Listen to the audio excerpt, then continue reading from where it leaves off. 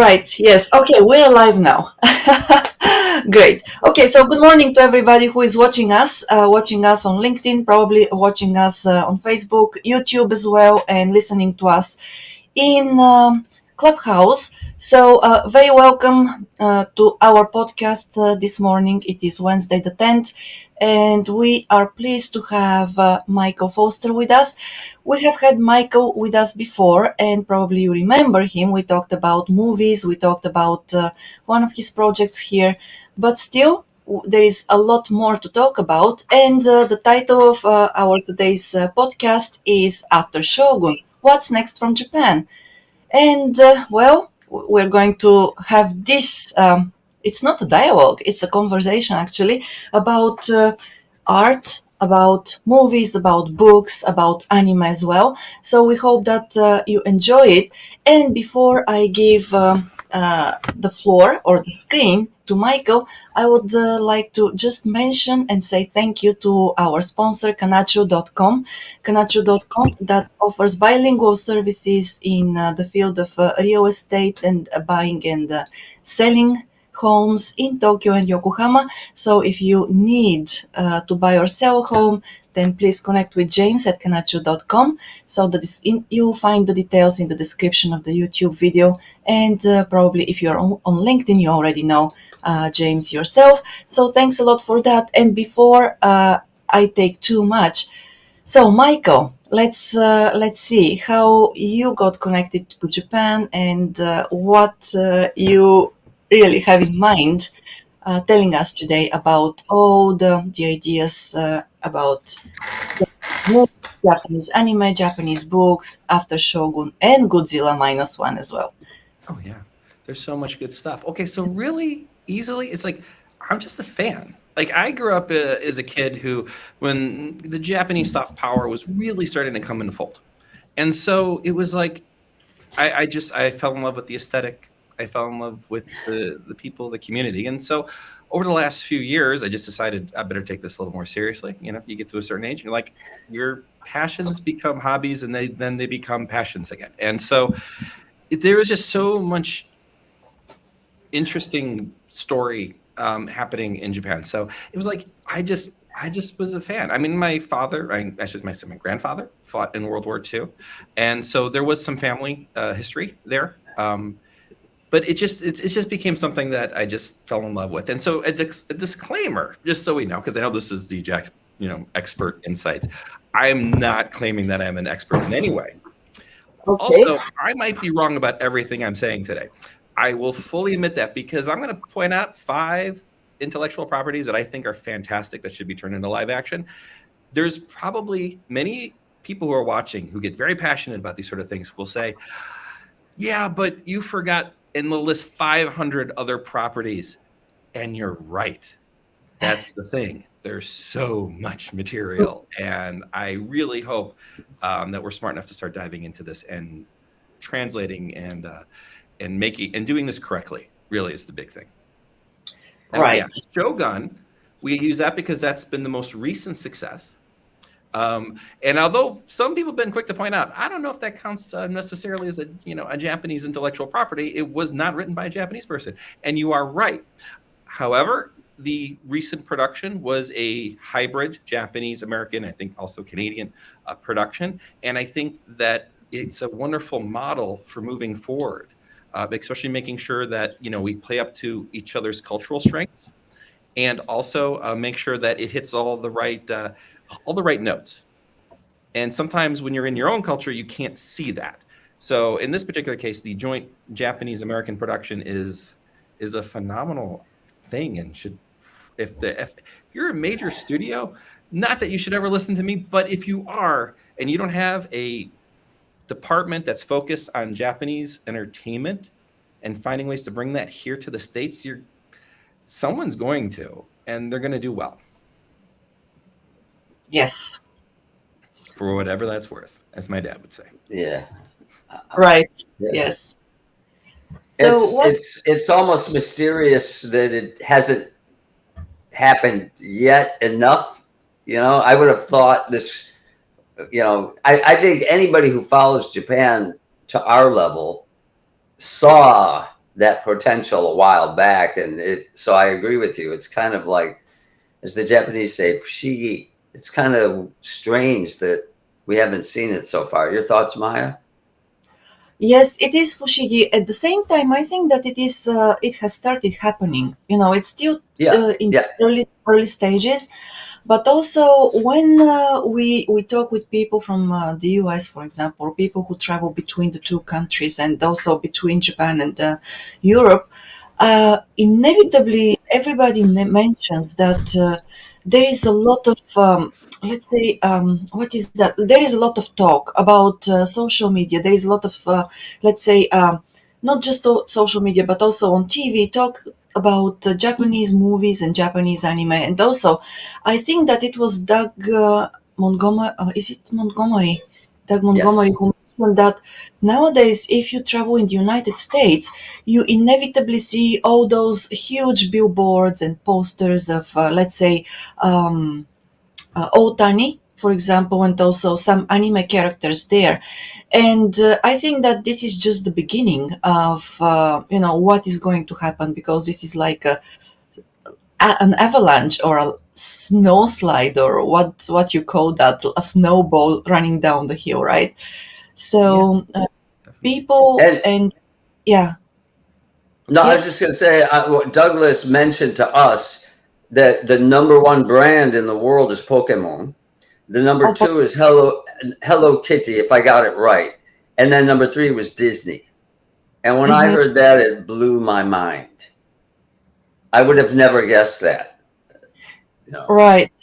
And so these are basically, we have the top two brands in the world are Japanese, but because of all that soft power that is happening now, and it's not just in the arts, right? In the field of arts, of course, we've got Otani, we've got, I think, a lot of other things in the United States and Europe and also other parts of the world. Of course, in Asia, it is J-pop and anime, right?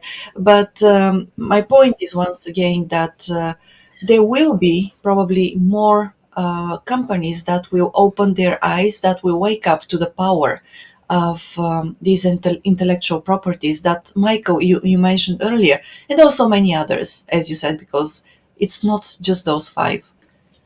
Right. And we'll take, I don't know if you got to do a sponsor thing real quick, but we will deep dive into why this is the right time. And then we'll kind of get into the properties and get into the meat of it. So, Wonderful. Yeah. okay, cool. So are we ready? Should I just start going now? Go for Go. it. Okay. Yes. Once I go, it's hard to, my coworkers will tell you it's hard to pull them back. All right. So what has changed over the last several years? Well, I know I was kind of making this prediction before COVID, BC, seems like a long time ago, that Japan was kind of poised to become sort of the next entertainment hub. Like, this is where all eyes were going to go. And already anybody who follows anime could argue that, well, it was already happening, and it is. But it could be so much more. We saw this with the K-dramas and the South Korean programming that was coming in. That was Squid Game. Obviously, we're saying stuff that everyone knows. And there was a time, like before COVID had hit, where I remember people talking about, well, why isn't Japan? Japan has a super high favorability rating. Like, what's the holdup? And part of it is that, especially when it came to films, there was a sort of a consensus that Japanese films were either high budget and not nearly Marvel movie budget, but very big budget, or no budget at all. There wasn't really a middle ground necessarily of films being produced, unless you were like Koreeda, and all of a sudden you start winning Oscars. Shoplifters, Driving My Car, and those are actually mid-budget movies. So they're all of a sudden the sort of eyes were kind of awakened that this might be a financial interest. The money is starting to make sense. Also, during this time, let me think here. The comic book franchise era, it's coming to a close. I think right now, culturally, we're kind of moving into a period of counterculture, where counterculture comes in and sort of takes over. We saw that in the late 60s in America. We saw that in the early 90s in America. We're kind of overdue. It's like a 30-year-ish cycle where counterculture comes in, and then people are interested in something different. And if you follow the box office, everybody's really confused as to what's going on. I know there was the whole Barbie Oppenheimer thing last year. That was kind of a fluke. And we also learned a little bit about how some things play well in America and maybe not so well in other countries. What were they thinking? Anyway, shouldn't make jokes about atomic bombs in Japan, first and foremost, even if it's later. Anyway, so despite that, a lot of the blockbusters, or we thought were going to be blockbusters, have failed. And we're seeing diminishing returns on known franchises. But what has been doing well, movies like Dune, which are relatively new properties, even though it's an old book.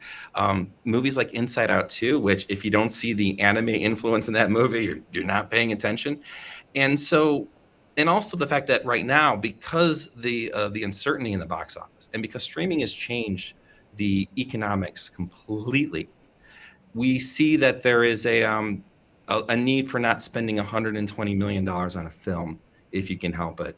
And the perfect example being The Fall Guy. The Fall Guy is considered a box office bust, even though it's made close to 200 million. Now, if they had spent 50 million making that movie instead of 120, it'd be a success. That's the funny thing about entertainment, is that how much money you invest in it has a direct impact as to whether or not people think it was worth it or not. And so when you see that the economics are breaking down here in the States and people are craving different types of entertainment, and then, during COVID, a lot of people's entertainment queues on Netflix they ran out of shows and people started diving into other things. And so you see the stars are aligning. Japan has that great favorability rating. Their soft power over the last 40 years is probably the 8th wonder of the world. Mm-hmm. And interesting fact, the left and right, as divided as we are in America, we kind of agree on Japan. It's like one of the few things. Japan is liked on both sides of the political spectrum, maybe for different reasons. That's a podcast probably for another time and someone a lot smarter than me to talk about. But nevertheless, it's there. Yeah. And also because, the economics changing, companies are now investing in movies. They're looking for product placement. And I know there's a lot of Japanese companies that are trying to make a splash here in the States, and I know, like, when I wrote my little thing a couple of years ago, we're still trying to get that thing made. Part of like my philosophy was to write where this guy wants to get a job in Japan, and whatever that company is, it could be whatever, but how great would it be that a Japanese company sort of becomes the second MacGuffin of the film? There are ways to do product movies. Unfrosted is not the way to do that. If you go back to earlier takes where the whole entire movie isn't about the product, but it is an important part of the film. And then you go to like Lost in Translation. Yeah, it's 20 years old, and they probably wouldn't shoot it the same way they would now. They would definitely make a few corrections there, but the whole Japanese whiskey like industry, be rooted back to one movie, and that type of success can be repeated. This is, I think we were talking about earlier, like before this podcast, like before we were talking, we're doing behind the scenes thing. Regression to the mean is a big problem. People say this was successful. Crazy Rich Asians, great movie, successful. Godzilla Minus One, great. Now let's do our own Godzilla movie. And it's like, no, that's not what made it interesting. And so it's unfortunate, but I think people are going to start figuring it out, especially now that the economics are tricky and people have to start being clever again and not just throw the same crap up on the screen that they have been for the last few years. We're going to see some wonderful stuff. We already are, but I think this is going to continue. And I think Japan is the country of the moment. Yeah. Yes. And I was just going to say, what's amazing about on Japan's soft power growing, being the 8th wonder of the world. And I agree with you. And it was done in spite of Japan not really promoting themselves. They're like, it's kind of like they just quietly put out these fantastic products with, relative to the US without a lot of fanfare. And I don't think the Japanese are good at PR. They kind of let the products speak for themselves. So considering that, it's even more amazing, which speaks to the power of the content that they're putting out, right? And so to gain soft power without really pushing it, to me, is amazing. And I agree. I think it's time for Japan to step out a little bit. Yes, it is. I also think, Tim, to what you mentioned just now, to your point about the soft power, and it's not just the soft power; it's the soft approach as well. So Maybe that's the appeal. Yeah, you know. yeah, because without beating yourself in the chest and saying, look at us, we are the best. So they still manage to, of course, once again, because of what you just said, that's the quality of the content. But at the same time, Michael, when we were talking yesterday, so you mentioned that there is a trend here, and that trend is that, well, nowadays movies that do not require that much budget actually get noticed, and they make the, the profits, and the what is the that is the mm, We're thinking I when Godzilla -1 won the Oscar, that kind of Hollywood sending a message to the studios that you Mhm. can create incredible entertainment and not have to spend $100 million on special effects. Right. And isn't that fascinating? And I also wonder, maybe we're just diverging a little bit from the topic here, but I wonder, why is this happening? Because during the pandemic and before the pandemic, all those movies, what's that? Boxbusters? Is that what you call them? That Oh, they, Blockbusters. yes, Yeah, what the is big movies. Yeah, block? block. Sorry, blockbusters. Yeah, that's what. block. Yeah, traditionally they're known as that. Yeah. Right, with all the special effects, the hero movies, and they would just inundate the screens here in Japan, in Tokyo too, and suddenly we don't see so many of them anymore. So I wonder what the reasons for that are. It's tricky. I can speculate. I don't have the data that Paramount Pictures and Universal has, but if just understanding the residue of the data that it leaves behind. One is, well, for starters, I mean, they just made so many, and like the Western, once you've made 100 Star Wars movies or 100 Marvel movies, the specialty is gone.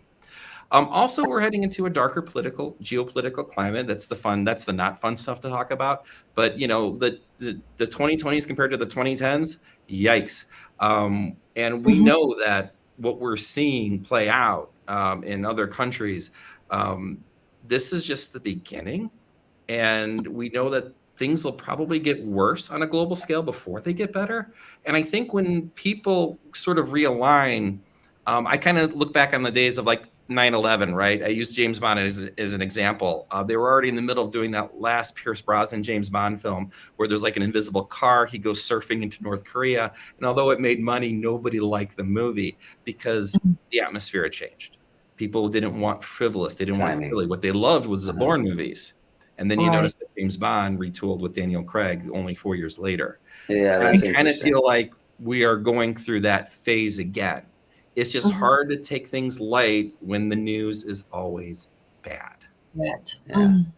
We saw that in the Personally, 70s. We yeah, saw like where there's a sort of like intellectual raising, all boats rise with the tide of the entertainment. Because honestly, entertainment, movies, TV, video games, it's how we understand and process the world around us when we can't make sense of it. Hmm. yeah. Right. And so I think that's why. I think we're just going into a new phase. But as Mhm. you mentioned, I think it's complex. I think that's definitely part of it. And for me personally, when special effects like the really good ones, and back then, it's all relative. Back in the Right. 80s, for example, right? Mhm. Everybody wanted to go to the movies to see these special effects because it was new, it was fresh. And again, compared to today, it's not the same, but then it was new and fresh, right? I'm desensitized to all that. I'm used to it. I know they can do anything they want to do now. And the Marvel movies, to me, it's the same story with just different filling in the middle, but I'm just, there's nothing interesting about the story. And I think people are craving real stories now. And that's where those mid-budget movies come in because you can tell a fantastic story without spending a gazillion dollars. And we go And through maybe I'm these just old. phases. We go through these. The technology catches, like the technology blows us away for a while.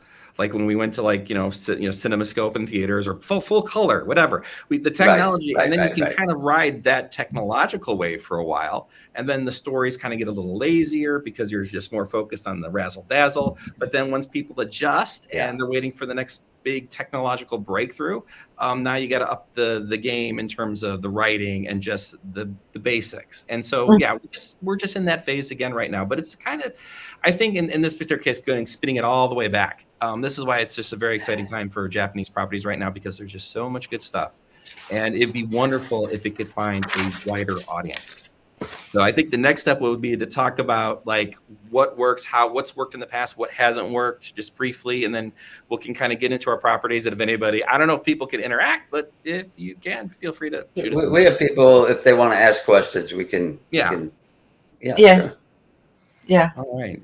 So should we go on to the next phase? Yes. Okay. Please. Here we go.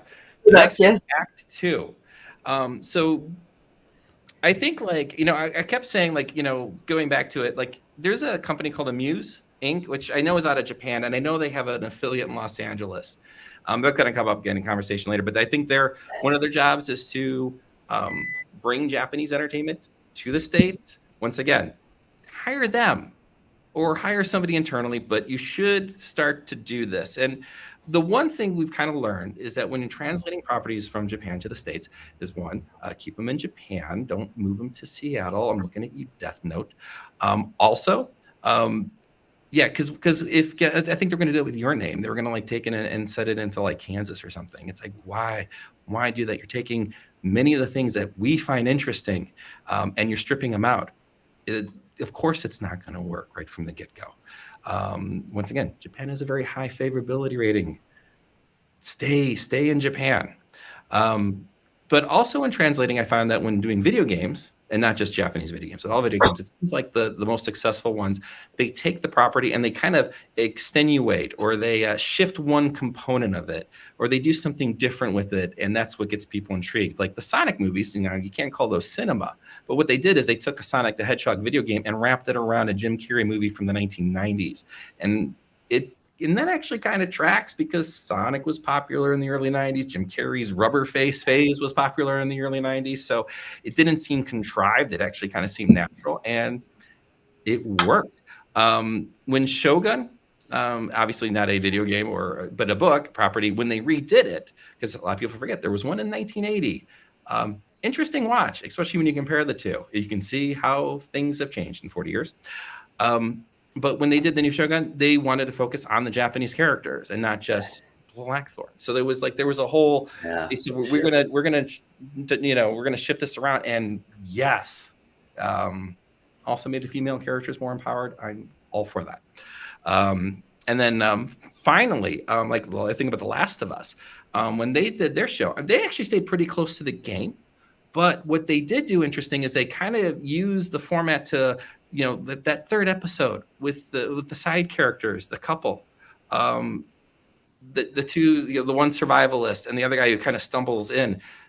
The most beautiful love story, I think, on TV in the last 10 years, you know? And that wasn't even in the game. They were just characters who they was just a side story. So they found ways to explore areas in the game that were a surprise for people who played it and knew the game, like, oh, we're going to go into this backstory.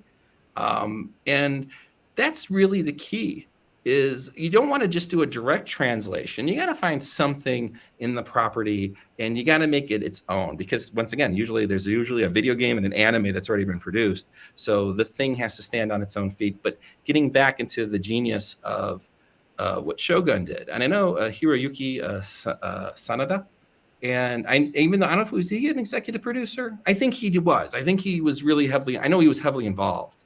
I know Rachel Kondo and Justin Marks were the showrunners, but there was a real effort to make sure that there was synchronicity between the Japanese and American, you know, teams, and it was spectacular. So that's a really great model to run with. So, yeah. I love the collaborations because you know, it's in the intercultural zone, but you're actually together, you're outputting a product, so you can see the fruits of that collaboration. I think that's why it's such a beautiful thing.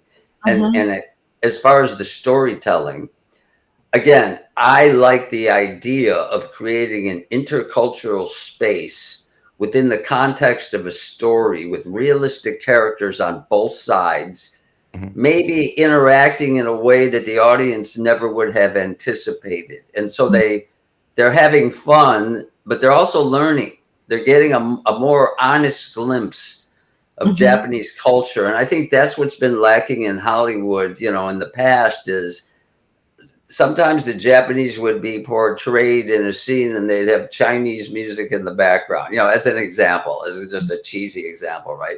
So pulling in these collaborations, allowing the Japanese to have a say in how they're presented to the world, but still take the feedback from the Americans on what notes should we emphasize that are going to resonate with audiences.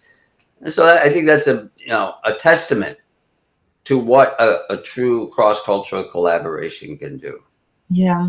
Yes. We have a comment here in LinkedIn from Tetsuji Ijichi. Hey, Chichi-san. Hi. Yes. Wonderful man. Thank He's you. someone. If you want to talk to somebody, really, you should be talking to him and not me. He's amazing. Okay. Yeah. So he wrote, Shogun is a samurai drama, so I think it should be one of the popular genres for foreigners. And the important thing this time is that Hollywood worked with the Japanese actor Samura, and yes, he was the producer there as well. I think that's what Mr. Tetsuki Ijichi. Right on. Thank you for that comment. Yeah. Thank you very much for the comment. Yes. Seriously, have him on next. I don't know if he would do it. I don't know. He's amazing. He's very knowledgeable. We're always looking for fun, He's interesting experience so he's just a speakers. great person. Great human. Yeah. So Hit us thank up. you. All right. Yeah, no, exactly. And I think in the end, I mean, I guess it was kind of unfashionable for a while, but I think when two cultures come together and they can help each other out and make each other better, I mean, that's kind of the whole point of this, being alive. That's the beauty of it. Yeah. And I think it's wonderful. I know I work for a Japanese company, and I'm telling you, everybody's the most wonderful people. We're very cross-cultural here, and I've had the most wonderful time. So I can speak at least with some experience in working in the system. So yes, I guess without further ado, should we just start like rolling over these properties and stuff like that, and then I'll just go shoot for it. 5 at you. I'll probably talk about one at length a lot more than the other 4 because I've spent way too much time thinking about it.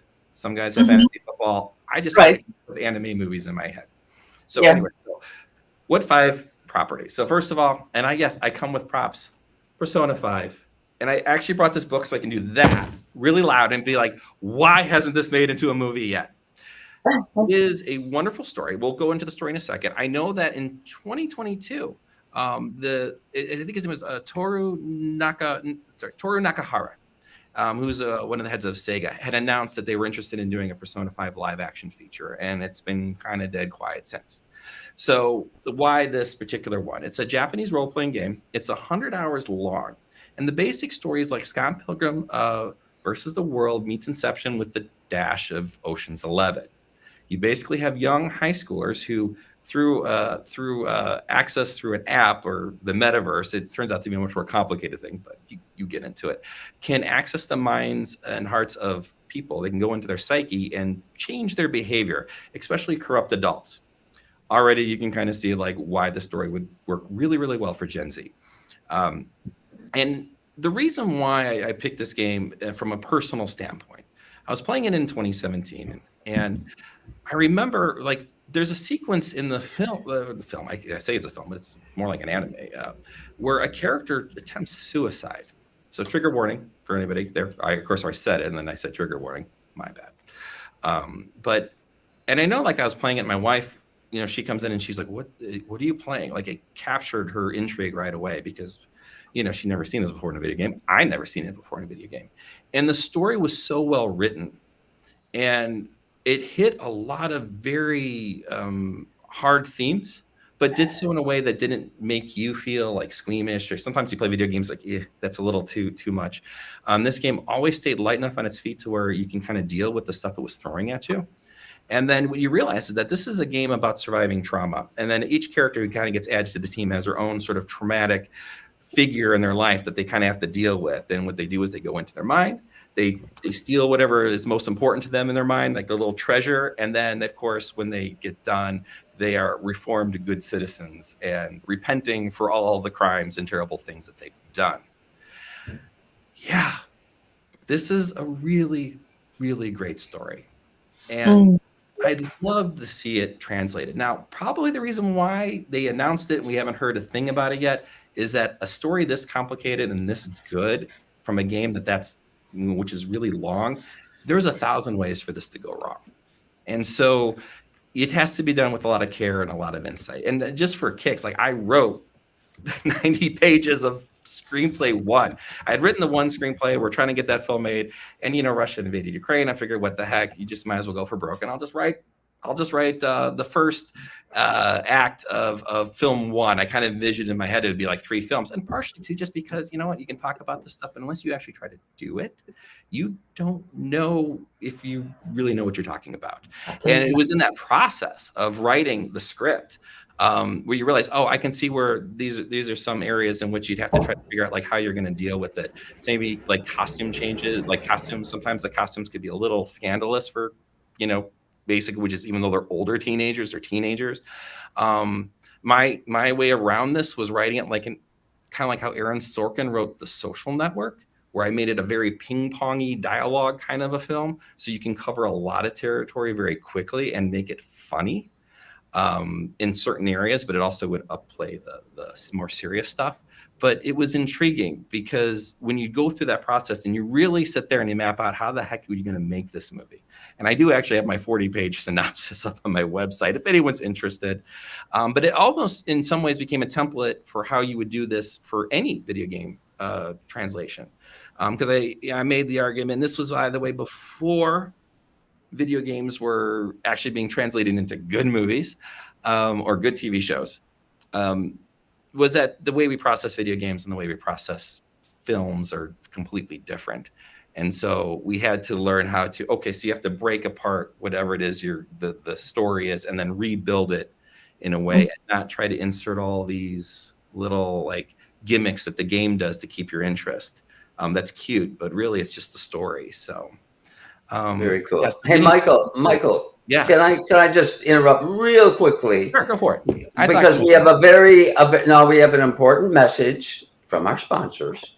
All right. And Maya, you want to take it away? We always talk about James and Hannah and how much we trust them, and it's all real estate related as well as construction. So if anybody wants to buy, sell, build, invest, or have a nice customized home built, why should they go to Hannah for that? Yes, it is very important because Hannah and her company, they offer bilingual services. They offer services both in Japanese and English. So if you are a foreigner here in Japan and you still struggle with the language, you are covered there. So they'll talk with you in English. If you're a Japanese here in Japan, you're covered there too because the company is Japanese. And, well, that's the native language there. So either way, please make sure that you remember when you need these services to contact Houze Inc. and Hana Oroshizawa Howell. And the details are in the description. Thank you. They'll take care of you. I promise. Yes. We can vouch for them. Yes. All right. Thank you. All right. So wrapping up, we'll wrap up with Persona 5, like why I think in the end that should be the forefront. Because in some ways, it's kind of like a lo-fi, what's the best way to describe it? It has like the Hunger Games. It has like a lot of what we found very fascinating with like the sort of the teen novels. But it's also too because the amount of characters, the way you cast this, it could be like a who's who of Japanese talent. And the same like Harry Potter was, except this is a more lo-fi and a little more serious version of that story. But like you can see like someone like, Takeshi Kitano, Beat Takeshi. He could be the gangster, which I think his name was Kanashiro. I always get him mixed up. It's Kanashiro and there's another guy. How great would it be to be able to cast, some of these people that we've seen for years play like they're that guys, they're that girls. Like I've seen this person in like several things, and to be able to accumulate them all together into one movie, I think would be something that would just be like this flagship entertainment that Japan could be proud of. So I hope it happens. I Yeah. really do. I don't know Sure. how. I've got 90 pages of a screenplay if anyone's interested. It's only a first pass. I didn't even get a chance to really, really like dial it in yet. What I started to realize was that there's a lot of story. This is gonna movie one's like 180-page screenplay if I don't figure out how to dial it in. But yeah, it's just such a great story. It's really well done. I know part of the problem is that it's number 5 on 1, 2, 3, 4, 5. So do you do 3 first? Do you do 4 first? I think Persona 3 and 4 would be better for TV series, but I think Persona 5 has the most immediate story. And fun fact, one of the big bad guys of Persona 5 is a businessman who tries to run for prime minister of Japan so he can run it into the ground. Now, the story was written in 2015 and earlier. So some people saw some parallels as to what was happening in their country as what was happening in the story. And I know the creators, and I think it was, I think it was Hashino san himself who commented on it and said, no, this was just stuff we were worried about, that we were seeing happening in the world, even in our own country a little bit. So that's became the major theme in the story. So I find that even though this is a 7-8-year-old property, it's probably more relevant now than it was then. And this thing could kick off a whole universe and IP thing, which studios, if you can get dollar signs going, studios just tend to love that, so. That's my pitch on why Persona 5. So Sega Atlas, if you're listening, do this movie. You will be so happy. You heard it first here on our podcast. Now, Come here, talk with us. Yeah, that's the time. I worked it out in my head, all the different scenes, how it would play out. I'm like, oh my god, people would love this film. And I don't know, because I was so emotionally attached to the game, and it got my wife's attention in the game. She's like, wow, this is so good. And I know if it gets both of our attention that well. Shogun was the same way. It's like, oh, we know it's really good because we're both like clicking in on this at 100%. So your passion is coming through the screen. We can feel you. You can feel your enthusiasm. I spent way too much time thinking about this, really. But once again, some people have fantasy football. I make up anime movies in my head. So property number 2, Nier Automata, if you can see that. So also a game that came out in 2017. Now, whereas if Persona 5 would be like a 3 to 4, movie trilogy, kind of like your big flagship property. Nier Automata would be your kind of like, and you wouldn't get Alex Garland to do it, but something like that. It's your mid-budget science fiction film that's just really weird and interesting, and you can do it on the cheap because there's only a handful of like characters. It's set in the year like I think 10,000. There's only androids left. They say that there's a moon base where the last remaining elements of humanity live, but it's up to these androids to clear out the evil alien army, which is now just robots at this point, and really cute little robots, just for kicks. And so basically you play the story, and the idea in the end is that in some ways the androids believing that mankind still lives on the moon is their religion, and then it becomes a religious parable. And without giving too much away into the story, I found it to be so neat and David Lynchian, but also that those very cool science fiction films, what we're talking about, the ones that just like stick with you. And I thought, man, like just the whole look and feel of this thing can lend itself to a really great like 4-part series on HBO or Netflix or whoever. I don't think you do this in one movie. I think this is like a limited edition series. But you can take some big swings with it. And so I don't know if you've ever heard of this property at all or not. No, I haven't. So the funny thing about the Nier series is that I'm going to get a block on his name. It's going to drive me nuts because he is one of the most interesting game designers on the planet. He actually wears a mask. And oh gosh, I am sorry I'm blocking on this. Don't get old. You lose the nouns. It's never good. Yoko Taro. Okay, Yoko. I had to look it up real quick. Yoko Taro. Very interesting guy. He adds a lot of philosophy into his games that make you think really deeply. And he usually is shown with this kind of like this mask. I think you can kind of see it here. That little mask right there, that one right there. He's always wearing it and in his head. And then when he does interviews, he's very wonderful and self-effacing and everything you'd expect from a genius Japanese game designer. And yeah, And so I think like for this, this is your kind of like your prestige project, your award-winning project. And the other thing I'm naming, why I name these properties too, is because enough people have heard of them, they've sold well, and they're interesting. And I think like when you're trying to make the translation to property, like you don't want to just, I don't necessarily think you should just run with like Final Fantasy or something that everybody knows. You have a Tomb Raider problem. So many people know so much about this franchise that they're all going to come in with their baggage.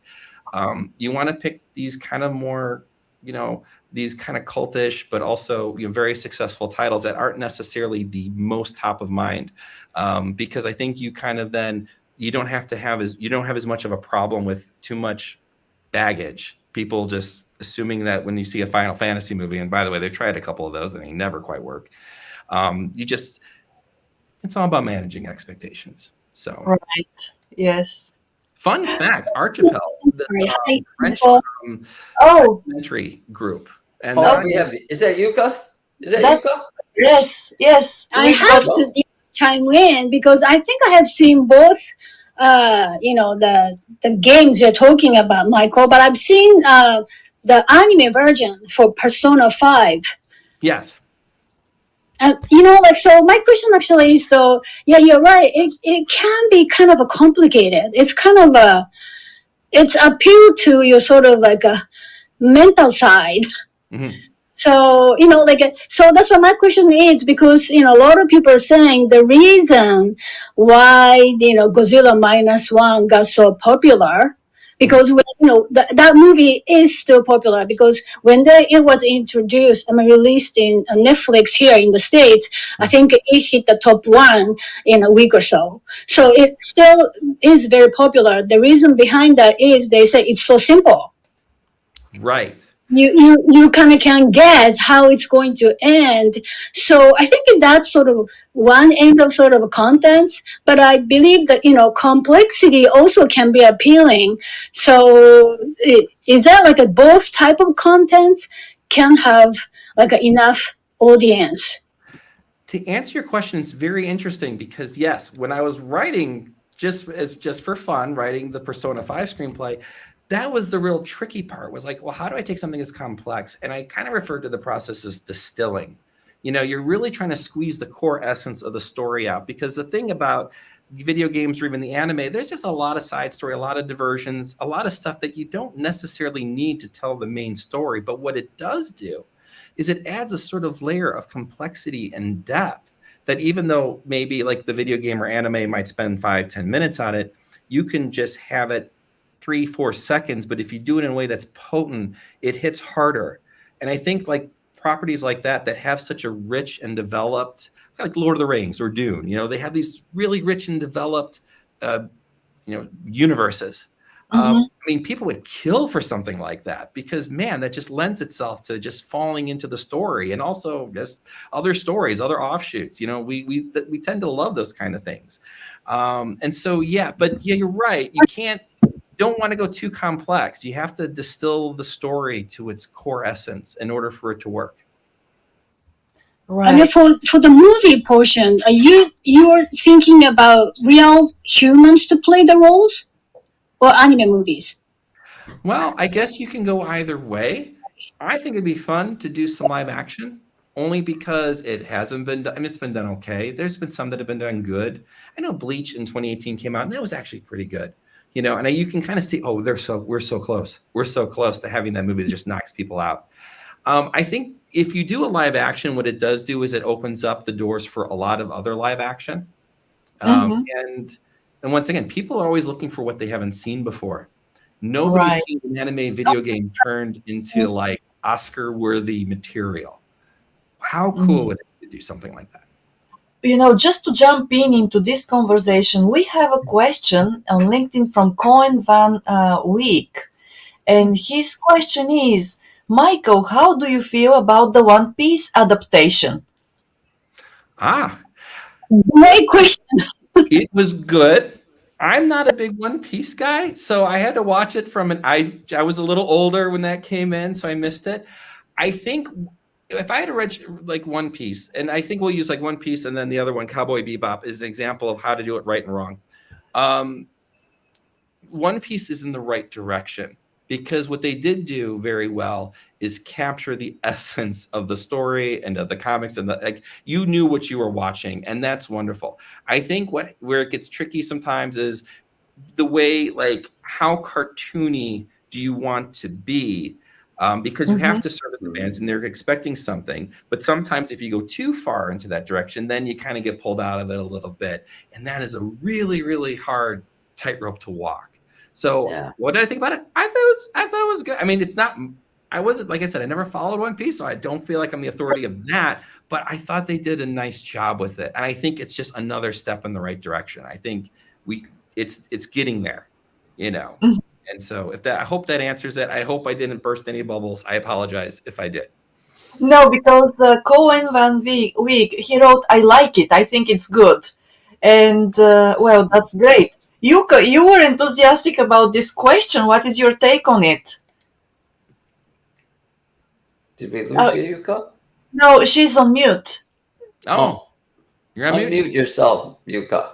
I'm talking to me? Sorry. Yes. So you were enthusiastic about the adaptation, the question about the adaptation of One Piece. So what is your take on this? Oh, no, because that's a very popular, and then I see, the youngsters in the States, they're sort of raving about it. So I thought that's a great,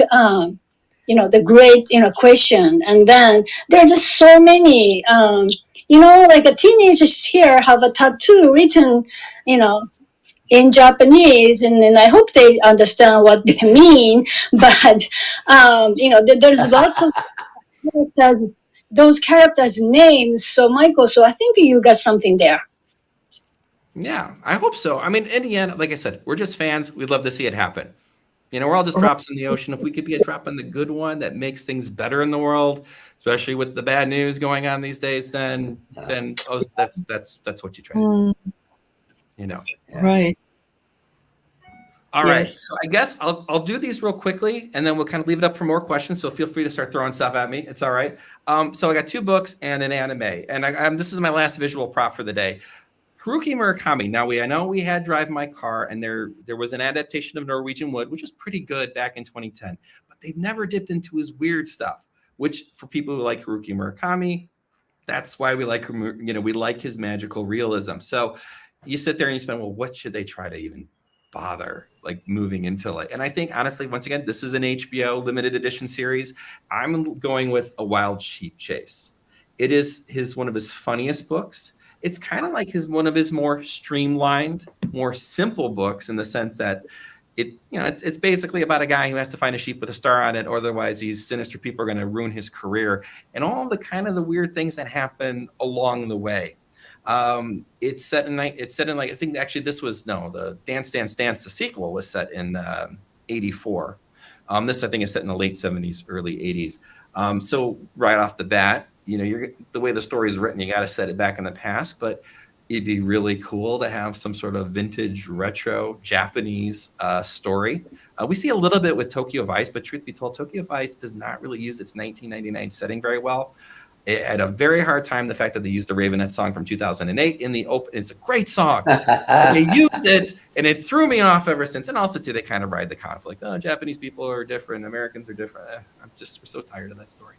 I know, but whatever. Let's move on and focus on the similarities instead of the differences all the time. But Wild Sheep Chase, it's and obviously because it was written in the 80s, there's things they're going to have to change for the modern audiences. They did it with Shogun. You can do it with this book too. But I think for its entertainment value and Lynchian, once again, we talk about David Lynch. I know Twin Peaks did very well in Japan.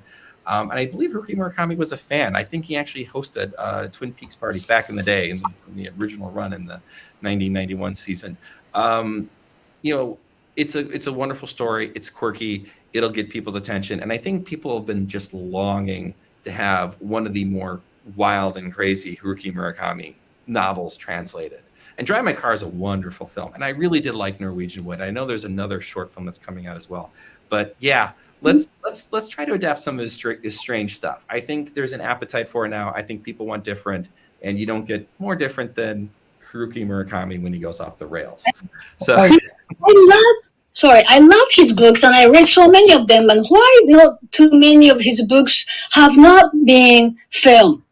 filmed. Why? What do you think? I think it's because they were worried they wouldn't do it justice. I think also to remember, sometimes you have old thinking. Remember, we talk about regression to the mean. A Japanese movie does well, and it's like, great, let's do like 8 more American movies. No, that's not where we're trending here. I think that there's a nervousness that some things won't translate well. I also think that, I think that people just try to think of how we can squeeze this into a movie. But as we've seen now with streaming, you can do this however you want. You can do it as 6 1-hour episodes. You can do it as 12 half-hour episodes.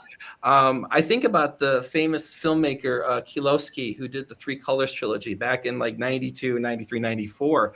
And he used to get so frustrated because the format of film, he did the 10 Commandments as like 10 1-hour films. He's like, no one will show this, because in the old days, you'd put on TV or went to a movie theater. Yeah. He was 20, 30 years ahead of his time in terms of, now how you present content is you can do whatever you want. And I think it's just a matter of time where someone's going to piece this together and be like, why aren't we doing Haruki Murakami? Like, are we nuts? Like, we should do this. I think it's just because it hasn't been done yet. I mean, we'll drive my car. Once again, we did it. I think it's just hard for people when you have to put money down on the table.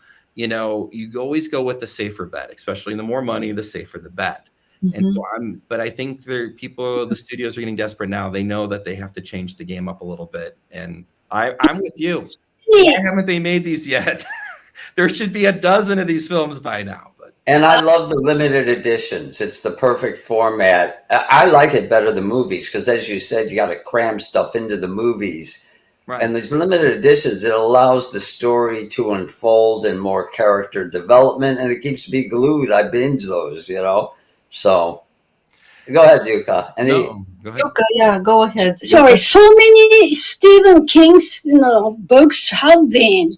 Yes, the movies, right? I mean, his stories are not that easy. It's long and twisted and unreal. So, to compare to Stephen King's movie, I think Murakami's, it can be done. And then, I agree with Timothy about books. Books can, I think it can lead to more imagination. But I also think that movies can sort of, appeal to the different parts of your brain. Right. Yes. Yes. It depends on how you present it. I mean, honestly, all the things are presenting for the most part, I think, with the exception of Persona, if you want to put that into cinemas, because I think the spectacle of that would be really great. Everything else, I'm kind of like pitching as more, these sort of like limited edition prestige projects, which, and by the way, if people think people don't want chatty prestige projects, just watch The Bear. I'm just saying we're here. It's happening. It's just a matter of getting people to turn their dial a little bit. So a couple more books. Up to the other book. And I don't have a copy of it with me. I apologize. I'm at my office still right now. There's No Such Thing as an Easy Job by Kikuko Sumura. If you haven't read this, it's a 2021 novel about a woman who's just trying to find an easy job. And it's like 4 short stories where she's surveilling like a smuggler for one job. She's writing ads for a bus company in another job. She's creating trivia and self-help content for rice cracker packages. She does all these kind of like what would be meaningless jobs, what would be easy jobs. And of course, each one is not easy. Once again, limited edition series of this, but 2 things. One, and I try to think a lot of the stories, maybe Wild Cheap Chase wouldn't qualify for this, but I know the others do, about female empowerment, especially in Japan, a little behind. Just you're getting there, but still a little behind.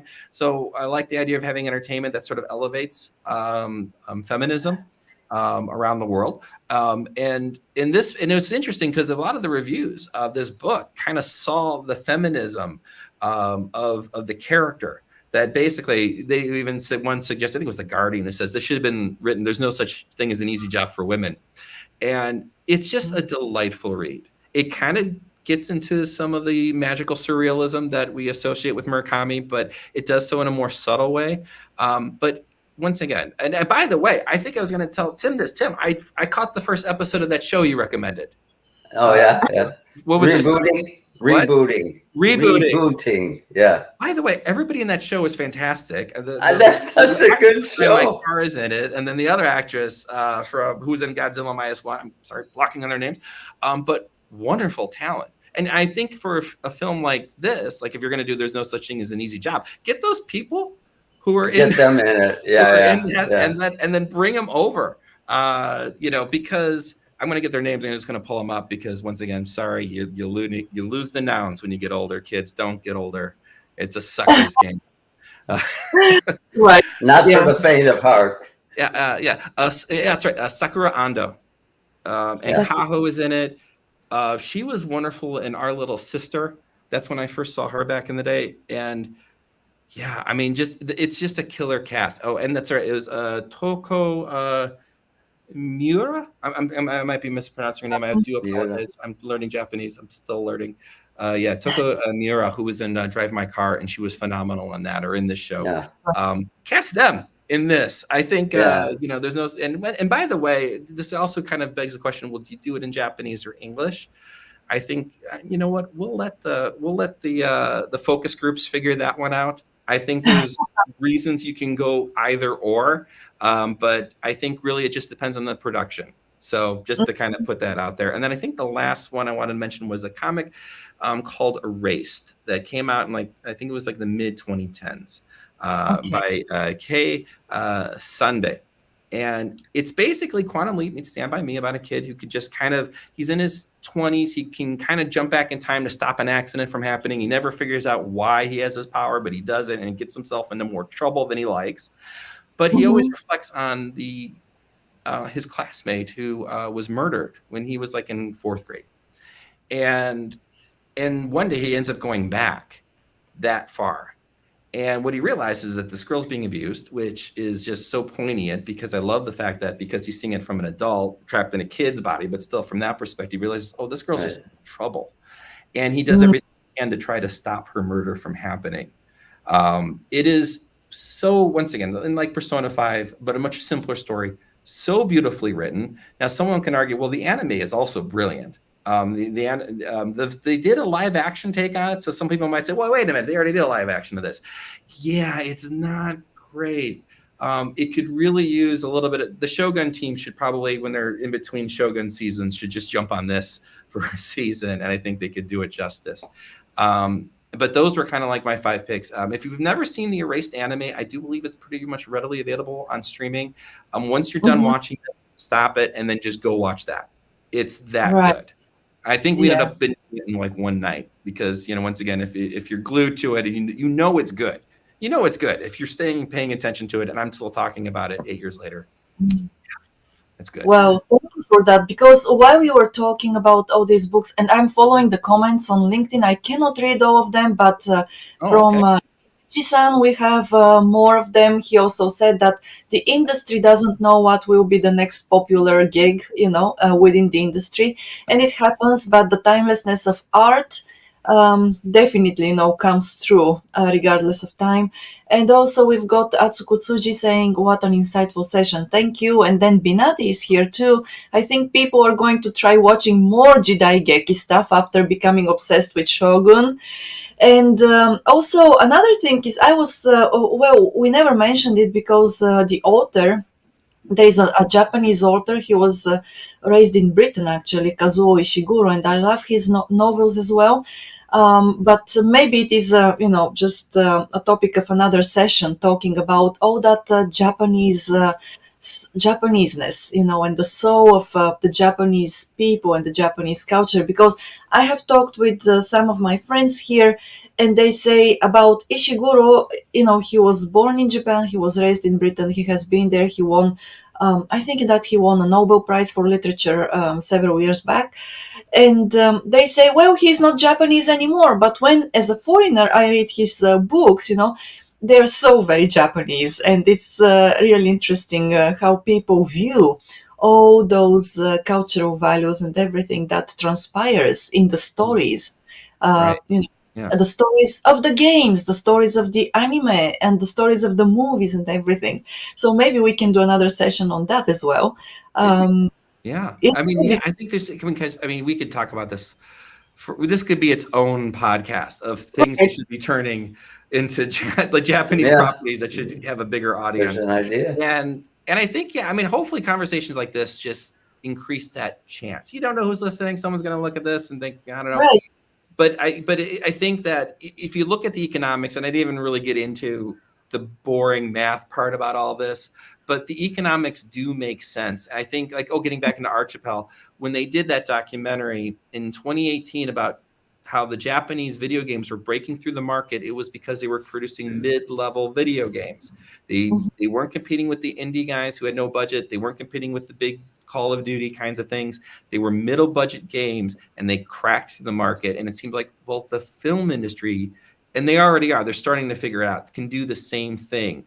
I just hope that there's, some studio heads or people who make decisions here in this country who will jump on this, because it's not just that it doesn't make great economic sense. It's also a great thing to do. I think that Japan and America is the single most important geopolitical relationship that will not just define the 21st century, but could also define the 22nd century. We need to do what we can to get our countries even more in sync than they are. It's just important. And that's, once again, a topic for another podcast. It is, definitely. And if I can read this... please read the comments. Everyone's, if they're getting excited, I got to get everyone. From Ijichi-san, and he writes, Michael, I will really suggest to work with a Japan-based Japanese producer who is proactive and arrange Japanese elements and funds for your project. It will be a big tip. It is a big tip we learned from Shogun involved. Just a moment. The actor and producer Samara Yukihiro. There is no good film shot in Japan without involving a Japanese producer or a Japanese company, and that's my opinion. And hopefully, it's helpful to you too. It is. It should be a joint venture, and honestly, it would be great to get even more Japanese involvement into the proceedings, because I think it's something about the culture and something about the insight that we're craving. I think America's kind of due for a reckoning anyway. We do this where we really question what's happening in our country, and we look at other countries. You look at Old Enough. I mean, we're always, I think even Rahm Emanuel was like, oh my God, they send the kids, they go grocery shopping. Like, it's optics, but we're paying attention. And we see what's happening in Japan, and we're like, why can't we be more like them? Like, they seem to have their act together. Of course, they think, why can't we be more creative like the Americans? But whatever. The point is, more collaboration. It can increase. Increase these geopolitical relations and cement a better future for all of us. Right. Well, great. Thank you so very much, Michael. Yeah. And on that note, I know we have to get to our sponsors. So Maya, take it away, James and Hannah.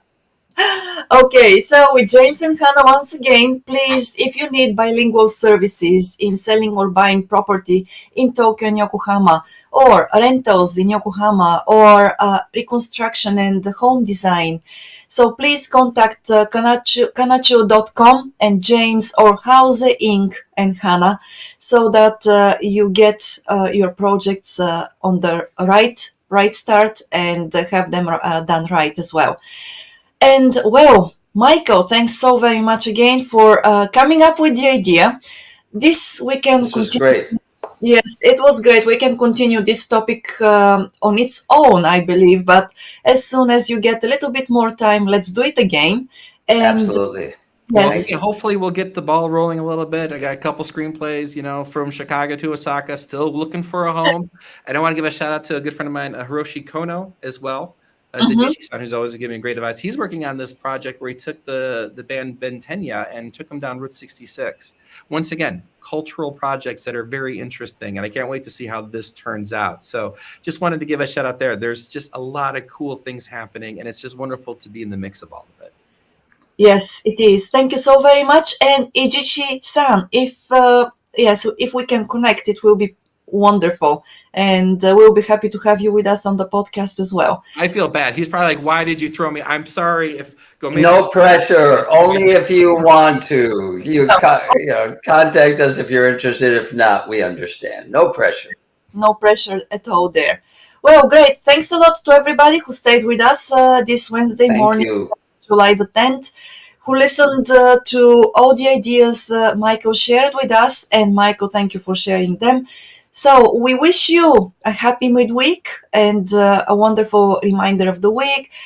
We'll be here once again on Sunday morning with a little bit more serious topic talking about Japanese politics, and also next week again when we'll be talking about other topics a little bit lighter. So thanks a lot. Have a great week, and that's all from us. Thank you. Thank you. Thank you.